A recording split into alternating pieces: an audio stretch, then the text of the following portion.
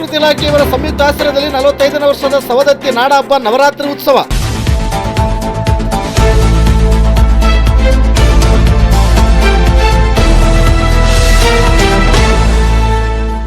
ವೀಕ್ಷಕರು, ಬೆಳಗಾವಿ ಜಿಲ್ಲೆ ಸವದತ್ತಿ ತಾಲೂಕು ಸವದತ್ತಿ ಪಟ್ಟಣದಲ್ಲಿ ಕನ್ನಡ ಮತ್ತು ಸಂಸ್ಕೃತಿ ಇಲಾಖೆ ವತಿಯಿಂದ 45ನೇ ವರ್ಷದ ಸವದತ್ತಿ ನಾಡ ಹಬ್ಬ ನವರಾತ್ರಿ ಉತ್ಸವ ಅದ್ದೂರಿ ಮತ್ತು ಅರ್ಥಪೂರ್ಣವಾಗಿ ನಡೆಯಿತು.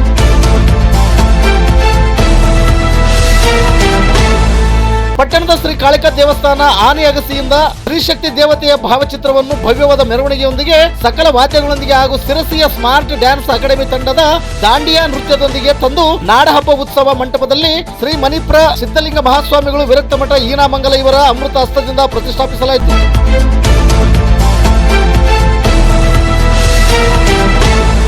ಈ ಸಭೆ ಅಧ್ಯಕ್ಷತೆ ವಹಿಸಿದ್ದ ಸನ್ಮಾನ್ಯ ಶ್ರೀ ವಿಶ್ವಾಸ ವಸಂತ ವೈದ್ಯ ಜನಪ್ರಿಯ ಶಾಸಕರು ಸವದತ್ತಿ ಇವರ ಘನ ಅಧ್ಯಕ್ಷತೆಯಲ್ಲಿ ನಡೆದ ಕಾರ್ಯಕ್ರಮದಲ್ಲಿ ಮುಖ್ಯ ಅತಿಥಿಗಳಾಗಿ BM ಯಾಕೊಳ್ಳಿ ಗುರುಗಳು, ಕಲ್ಲಪ್ಪ ಪೂಜಾರಿ, ಮಾಜಿ ಪುರಸಭೆ ಸದಸ್ಯರು, ಚಂದ್ರು ಶ್ಯಾಮರಾಯನವರ್, ಮಹಾಬಲೇಶ್ವರಪುರ ಮಾಜಿ ಪುರಸಭೆ ಅಧ್ಯಕ್ಷರು, ಶಿವಾನಂದ ಪಟ್ಟಣಶೆಟ್ಟಿ ಮಾಜಿ ಪುರಸಭೆ ಅಧ್ಯಕ್ಷರು, ಮಲ್ಲಿಕಾರ್ಜುನ ಪುರದಗುಡಿ ಪುರಸಭೆ ಸದಸ್ಯರು, ಯಲ್ಲಪ್ಪ ಗೊರವಣಗೋಳ DSS ಜಿಲ್ಲಾಧ್ಯಕ್ಷರು ಬೆಳಗಾವಿ, ಹನುಮಂತ ಸಿರಸಂಗಿ ಹಿರಿಯ ಜಾನಪದ ಕಲಾವಿದರು ಬೆಡಸೂರು, ಮಹೇಶ್ ಅಂಗಡಿ ವಿಶ್ವ ಪ್ಯಾರಾ ಟೈಕೊಂಡು ವಿಕಲಚೇತನ ವಿಭಾಗದ ಪ್ರಶಸ್ತಿ ವಿಜೇತರು, ನ್ಯಾಯಾಂಗ ಇಲಾಖೆ ಸೇರಿದಂತೆ ಇತರರು ಕಾರ್ಯಕ್ರಮದಲ್ಲಿ ಉಪಸ್ಥಿತರಿದ್ದರು.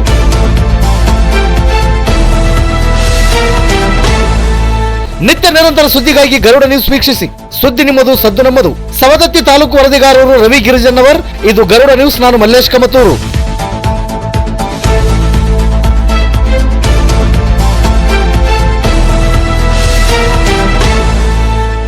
ನೀಡಬೇಕಂತೇಳಿ ವೈಭವದಿಂದ ಆಚರಣೆ ಮಾಡ್ತಾ ಇರೋದು ನಿಜಕ್ಕೂ ಶ್ಲಾಘನೀಯ. ನಾಡ ಹಬ್ಬ ನಮ್ಮ ಹಿಂದೂ ಸಂಪ್ರದಾಯದ ಅನೇಕ ಹಬ್ಬಗಳಲ್ಲಿ ನಾಡ ಹಬ್ಬ, ದಸರಾ ಹಬ್ಬ ಕೂಡ ಒಂದು ಪ್ರಮುಖ ಹಬ್ಬವಾಗಿದ್ದು, ಈ ಹಬ್ಬವನ್ನ ಇಡೀ ನಮ್ಮ ಕರ್ನಾಟಕ ರಾಜ್ಯಾದ್ಯಂತ ಪ್ರತಿ ತಾಲೂಕಿನಲ್ಲಿ, ಪ್ರತಿ ಜಿಲ್ಲೆಯಲ್ಲಿ ಅತ್ಯಂತ ವೈಭವದಿಂದ ತಾಯಿ ಶಕ್ತಿ ದೇವಿ, ದುರ್ಗಾದೇವಿಯನ್ನ ಆರಾಧಿಸುವ ಮುಖಾಂತರ ಈ ಹಬ್ಬವನ್ನ ಆಚರಣೆಯನ್ನು ಮಾಡಲಾಗ್ತಾರೆ. ಮತ್ತೆ ನಮ್ಮ ಇಡೀ ಬೆಳಗಾವಿ ಜಿಲ್ಲೆಯಲ್ಲಿ ಒಂದು ಅದ್ಭುತವಾದ ನಾಡಹಬ್ಬ ಉತ್ಸವವನ್ನ, ಕಾರ್ಯಕ್ರಮವನ್ನ ಯಾವಾಗಲೂ ತಾಲೂಕಿನಲ್ಲಿ ಮಾಡ್ತಾ ಇದ್ರೆ ಅದು ನಮ್ಮ ಸವದತ್ತಿ ತಾಲೂಕಿನಲ್ಲಿ ಮಾಡ್ತಾರಂತೆ ಬಹಳಷ್ಟು ಹೆಮ್ಮೆಯಿಂದ ಈ ಸಂದರ್ಭದಲ್ಲಿ ಹೇಳಕ್ಕೆ ಇಷ್ಟಪಡ್ತೇನೆ. ಬಂಧುಗಳೇ, ಈ ಒಂದು 45 ವರ್ಷಗಳ ಕಾಲ ಸತತವಾಗಿ ಈ ನಾಡ ಹಬ್ಬ ಉತ್ಸವ ಸಮಿತಿಯವರು ಸವದತ್ತಿ ನಗರದಲ್ಲಿ ನಡೆಸಿಕೊಂಡು ಬಂದಿರುವುದು ನಿಜಕ್ಕೂ ಸಂತೋಷ ವಿಷಯ. 45 ವರ್ಷದ ಹಿಂದೆ ಈ ನಾಡ ಹಬ್ಬ ಉತ್ಸವ ಸಮಿತಿ ಪ್ರಾರಂಭವಾಗಬೇಕಾದ್ರೆ 100 ಜನರ ಒಂದು ಪ್ರಯತ್ನದಿಂದ ಈ ನಾಡ ಹಬ್ಬ ಉತ್ಸವ ಸಮಿತಿ ಹುಟ್ಟಿ ಈ ಒಂದು ಕಾರ್ಯಕ್ರಮವನ್ನ, ದಸರಾ ಹಬ್ಬವನ್ನ, ನವರಾತ್ರಿ ಹಬ್ಬವನ್ನ ಆಚರಣೆ ಮಾಡಲಿಕ್ಕೆ ಶುರು ಮಾಡಿದರು. ದಿವಂಗತ ಬಾಬಣ್ಣ ಹಂಪಣ್ಣವರವ್ರನ್ನ ನಾವು ಈ ಸಂದರ್ಭದಲ್ಲಿ ನೆನೆಸದೇ ಬಹಳಷ್ಟು ತಪ್ಪಾಗುತ್ತೆ. ಅವರ ಒಂದು ಕನಸಿನ ಕೂಸಾದ ಈ ನವರಾತ್ರಿ ಉತ್ಸವ 45 ವರ್ಷಗಳ ಕಾಲ ಅತ್ಯಂತ ವೈಭವದಿಂದ ಆಚರಣೆ ಮಾಡ್ತಾ ಬರ್ತಾ ಇದೆ. ಇದು ಮುಂದಿನ ಈ ಅಕೌಂಟ್ ಸರ್ ಹೇಳಿದಂಗೆ ಇನ್ನು 100 ವರ್ಷಗಳ ಕಾಲ ಇನ್ನೂ ಹೆಚ್ಚಿನ ಪ್ರಮಾಣದಲ್ಲಿ ಇದೇ ರೀತಿ ಈ ಉತ್ಸವ ಸಮಿತಿ ತೆಗೆದುಕೊಂಡು ಹೋಗ್ತಾರೆ ಅನ್ನುವಂಥ ಮಾತನ್ನ ಈ ಸಂದರ್ಭದಲ್ಲಿ ಹೇಳಿ, ನಾನು ಕೂಡ ಈ ಕ್ಷೇತ್ರದ ಶಾಸಕನಾಗಿ 2 ವರ್ಷ 3 ತಿಂಗಳಾಯಿತು. ಈ 2 ವರ್ಷ 3 ತಿಂಗಳಲ್ಲಿ ಅನೇಕ ವಿಭಿನ್ನವಾದಂಥ ಅನುದಾನವನ್ನಾಗಲಿ, ಕಾಮಗಾರಿಯನ್ನಾಗಲಿ, ಕೆಲಸವನ್ನ ಪ್ರಾಮಾಣಿಕವಾಗಿ ನಿಷ್ಠೆಯಿಂದ ನಾನು ಮಾಡ್ತಾ ಬಂದಿದ್ದೇನೆ. ಮುಂದಿನ ದಿನಮಾನಗಳಲ್ಲಿ ಇನ್ನು 2 ವರ್ಷ 7-8 ತಿಂಗಳ ಕಾಲವಿದೆ. ಹಿಸ್ಟ್ರಿಯಲ್ಲಿ, ಇತಿಹಾಸದಲ್ಲಿ ಯಾರು ಮಾಡಿದಿರುವಂಥ ಕೆಲಸವನ್ನ ಮಾಡಿ ನಿಮ್ಮ ಮುಂದೆ ಬರ್ತೇನೆ ಬರೋಲ್ಲ ಅನ್ನುವಂಥ ಮಾತನ್ನ ಈ ಸಂದರ್ಭದಲ್ಲಿ ಹೇಳ್ತಾ ಇರ್ತೇವೆ. ಇವತ್ತು ಕೆಲಸವನ್ನು ಹೇಳ್ತಾ ಹೋದ್ರೆ ಸಮಯದ ಅಭಾವ, ಮತ್ತೆ ಇನ್ನೊಂದು ವೇದಿಕೆಯಲ್ಲಿ ನಾವು ಏನೇನು ಮಾಡಿದ್ರು ಪಟ್ಟಿನ ತಮ್ಮ ಮುಂದೆ ಪ್ರಸ್ತಾವನೆಯನ್ನು ಮಾಡ್ತೇನೆ. ಆದರೆ ಸವದತ್ತಿ ನಗರದ ಒಂದು, ಸವದತ್ತಿ ತಾಲೂಕಿನ ಒಂದು ಹೆಮ್ಮೆಯ ಪವಿತ್ರವಾದ ಸ್ಥಳ ಸವದತ್ತಿ ಯಲ್ಲಮ್ಮನ ಗುಡ್ಡ.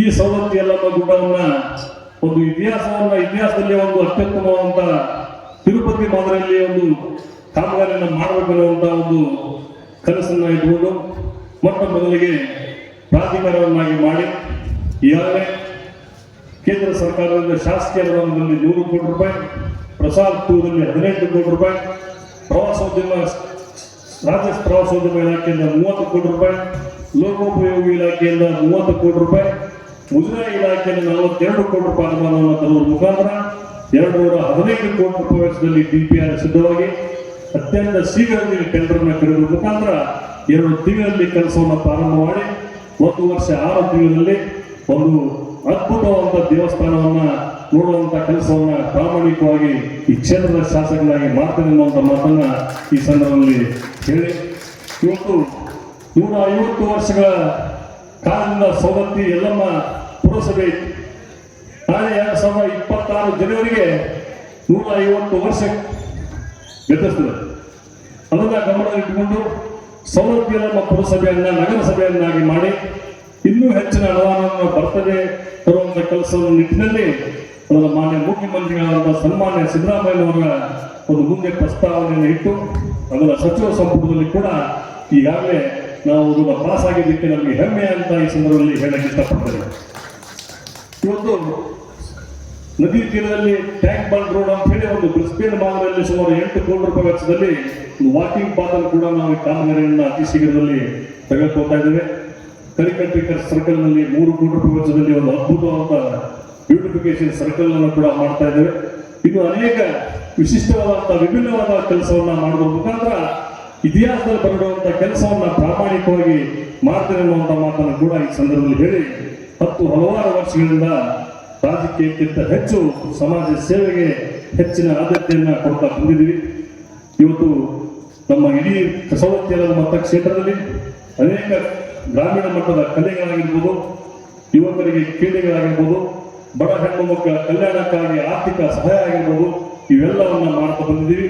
ಈ ವೇದಿಕೆ ಮೇಲೆ ಆ ದೇವಿಯ ಮುಂದೆ ಪ್ರಮಾಣ ಮಾಡಿ ಹೇಳ್ತೇವೆ, ಮುಂದೆ ನನ್ನ ಉಸಿರುವರೆಗೂ ಈ ಸೇವೆಯನ್ನು ನಿರಂತರವಾಗಿ ಮಾಡ್ತಾ ಹೋಗ್ತೇನೆ ಅನ್ನುವಂಥ ಮಾತನ್ನು ಕೂಡ ಈ ಸಂದರ್ಭದಲ್ಲಿ ಹೇಳಿ, ಇನ್ನು ಅನೇಕ ವಿಷಯಗಳನ್ನ ಮಾತಾಡಬಹುದು. ಸಮಯದ ಒಂದು ಪ್ರಜ್ಞೆಯನ್ನು ಇಟ್ಟುಕೊಂಡು ಹೆಚ್ಚಿಗೆ ನಾನು ಮಾತನಾಡಿದೆ.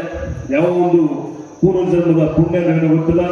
ಈ ನನ್ನ ಸವದತ್ತಿ ಯಲ್ಲಮ್ಮ ಕ್ಷೇತ್ರದ ಜನರ ಸೇವೆಯನ್ನು ಮಾಡುವಂತ ಅವಕಾಶವನ್ನ ನನಗೆ ಸಿಕ್ಕಿದೆ.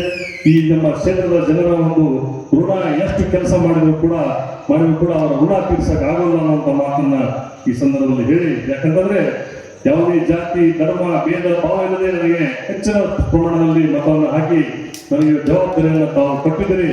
ಅದರ ಒಂದು ನಿಮಿತ್ತವಾಗಿ ಕಟಿಬದ್ಧನಾಗಿ ಇದನ್ನೆಲ್ಲೂ ಶ್ರಮಿಸಿ ತಮ್ಮ ಋಣ ತೀರಿಸುವಂತ ಪ್ರಾಮಾಣಿಕ ಪ್ರಯತ್ನವನ್ನು ಖಂಡಿತವನ್ನು ನಾನು ಮಾಡೇ ಮಾಡ್ತೀನಿ ಅನ್ನುವಂಥ ಮಾತನ್ನ ಈ ಸಂದರ್ಭದಲ್ಲಿ ಹೇಳಿ, ಯಾವ ಜನ್ಮದ ಪುಣ್ಯ ಗೊತ್ತಿಲ್ಲ, ಈ ಕ್ಷೇತ್ರದಲ್ಲಿ ಜನಿಸಿದ್ದೇನೆ, ಈ ಒಂದು ಕ್ಷೇತ್ರ ಜನರ ಋಣ ಬಹಳಷ್ಟಿದೆ, ಮುಂದೆ ಮತ್ತೆ ಇನ್ನೂ ಹೆಚ್ಚಿನ ಕೆಲಸವನ್ನು ಮಾಡುವಂತ ಪ್ರಯತ್ನವನ್ನು ಮಾಡ್ತೀನಿ ಅನ್ನುವಂಥ ಮಾತನ್ನ ಈ ಸಂದರ್ಭದಲ್ಲಿ ಹೇಳಿ, ಈ ನಾಡ ಹಬ್ಬ ಉತ್ಸವ ಸಮಿತಿ ನಿರಂತರವಾಗಿ 9 ದಿನಗಳ ಕಾಲ ಜರುಗುತ್ತದೆ.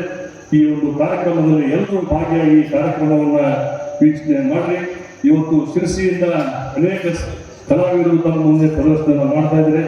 ನಾಳೆ ಕೂಡ ಒಂದು ನಾಟಕ ಕೂಡ ಇದೆ.